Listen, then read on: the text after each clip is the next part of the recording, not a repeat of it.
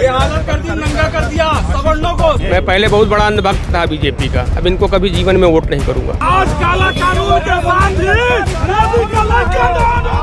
मैं बीजेपी की वोटर हूँ। आज के बाद मैं कभी बीजेपी को वोट नहीं दूंगा। भाजपा के नाम पर स्वयं श्रीमन नारायण राम भी चुनाव लड़ने आए तो उनको भी वोट नहीं देंगे। शराब दे रहा हूँ कि ये 70 साल बाद आएंगे, आए हैं, अब 200 साल नहीं आएंगे। हम लोग भाजपा को मिट्टी में मिलाकर रख देंगे। काला कानून वापस करो। मोदी और बीजेपी की उल्टी गिनती शुरू हो चुकी है, क्योंकि देश भर से जो तस्वीरें सामने आई हैं, ऐसा गुस्सा, ऐसा आक्रोश भाजपा के खिलाफ कभी नहीं देखा गया। जिन घरों में कभी गर्व से बीजेपी के झंडे लहराते थे, आज वही झंडे उतारे जा रहे हैं, फेंके जा रहे हैं, जलाए जा रहे हैं। कल तक मोदी मोदी के नारे लगाने वाले लोग आज कसम खा रहे हैं कि जिस पार्टी को उन्होंने सत्ता सौंपी उसी को सत्ता से उखाड़ फेंकेंगे। अपने बाप को नहीं दूंगा, अपने बेटे को नहीं दूंगा। भाजपा के नाम पर स्वयं श्रीमन नारायण राम भी चुनाव लड़ने आए तो उनको भी वोट नहीं देंगे। शराब दे रहा हूँ कि ये 70 साल बाद आएंगे, आए हैं, अब 200 साल नहीं आएंगे। ये सामान्य नाराजगी नहीं है, ये टूटा हुआ भरोसा है, ठगे जाने का गुस्सा है। देश भर में मोदी शाह के पुतले फूके जा रहे हैं, उन पर कालिक पोती जा रही है, और ये तस्वीरें चीख चीख कर बता रही हैं कि अब बीजेपी को सत्ता से उखाड़ फेंकने से कोई नहीं रोक सकता। क्योंकि अब बीजेपी के समर्थक भी पूरी तरह समझने लगे हैं कि बीजेपी ने मात्र सत्ता में आने के लिए उनकी आस्था विश्वास का इस्तेमाल किया, और जब सत्ता पर पूरी तरह से काबिज हो चुकी है तो अपना असली रंग दिखा रही है। अहंकार में डूबी सत्ता अब इतनी अंधी हो चुकी है कि जिन हिंदुओं की आस्था के नाम पर वोट लिए गए, उन्हीं की आस्था को बुलडोजर के नीचे रौंदा जा रहा है। ऐसे में आज हम आपको सारी तस्वीर और वो सच्चाई बताएंगे कि बीजेपी ने कैसे लोगों को बस वोट बैंक की तरह इस्तेमाल किया, और अब जब उसका मतलब निकल गया तो उन्हीं लोगों के साथ गद्दारी कर रही है। इन तस्वीरों को ध्यान से देखिए।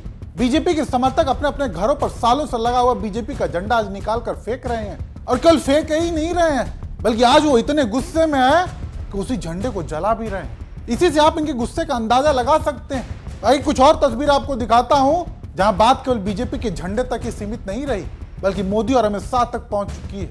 लोगों का गुस्सा इन पर भी निकल रहा है, लोग इनके पुतले फूंक रहे हैं, जूते चप्पलों से मार रहे हैं, कालिक पोत रहे हैं। सोचिए किस लेवल का आक्रोश है। और ध्यान देने वाली बात, ये विरोध विपक्ष का नहीं, बल्कि विद्रोह खुद बीजेपी समर्थकों का है, कट्टर समर्थकों का, क्योंकि अपने घरों पर पार्टी के झंडे वही लगाते हैं जो उस पार्टी के लिए खून पसीना तक एक करते हैं। देखिए, अब ये एक कसम खा के कह रहे हैं कि अपने जीवन काल में ये महादेव का पवित्र रुद्राक्ष पहना है। कसम खा कह रहा हूँ, मुझे स्वयं भी अगर लड़ना हो तो मैं अपने को वोट नहीं दूंगा, अपने बाप को नहीं दूंगा, अपने बेटे को नहीं दूंगा। भाजपा के नाम पर स्वयं श्रीमन नारायण राम भी चुनाव लड़ने आए तो उनको भी वोट नहीं देंगे। अब नहीं दिया जाएगा। सुना आपने? अब अगर बीजेपी के टिकट से भगवान भी आ जाए तो उन्हें भी वोट नहीं देंगे। इनके शब्दों से आप इनके गुस्से का अंदाजा लगा सकते हैं। और हाँ, ये तो कुछ भी नहीं है, हिंदू जनेऊ पकड़कर बीजेपी को श्राप दे रहे हैं, वो भी सुनिए। यार हम यादव नहीं है, ब्राह्मण है, ब्राह्मण, ठीक है, ये ब्राह्मण है।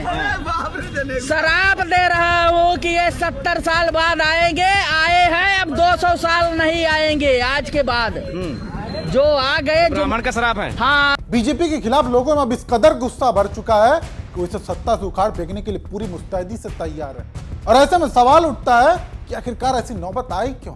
तो इसकी भी वजह जान लीजिए। इस आक्रोश की चिंगारी खुद नरेंद्र मोदी के लोकसभा क्षेत्र से ही उठी थी, जहां काशी में मणिकर्णिका घाट पर बुलडोजर चलाया गया, मूर्तियां तोड़ दी गई, मंदिरों को क्षतिग्रस्त किया गया, और ये सब हुआ बीजेपी की सरकार में, यानी सीएम योगी के शासनकाल में। और ये यहीं नहीं रुके, इसके बाद उसी उत्तर प्रदेश से शंकराचार्य के अपमान की भी खबर सामने आई, जहां साधु संतों को बेरहमी से प्रशासन के लोगों द्वारा मारा पीटा गया, उनकी शिखाएं पकड़कर खींची गई, शंकराचार्य को मौनी अमावस्या का पवित्र स्नान तक नहीं करने दिया गया।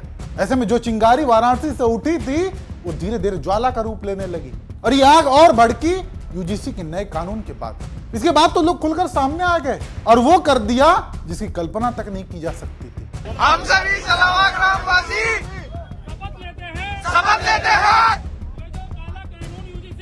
ये जो काला कानून यूजीसी बिल केंद्र सरकार लाई है, मोदी सरकार लाई है, जब तक ये वापस नहीं होता हम मोदी सरकार को वोट नहीं देंगे, हम मोदी सरकार को वोट नहीं देंगे, हम बड़ी कसम खाते हैं। लोग शपथ ले रहे हैं कि बीजेपी को कभी वोट नहीं देंगे, मुर्दाबाद के नारे लगा रहे हैं। और यही नहीं, हद तो तब हो गई जब धमकियां तक दी जाने लगी। हे मोदी सरकार, तुमने यदि काला कानून वापस नहीं लिया तो कसम भगवती की फिर से हमने तलवार चलाना छोड़ा है, तलवार चलाना बंद नहीं किया है, भूले नहीं है।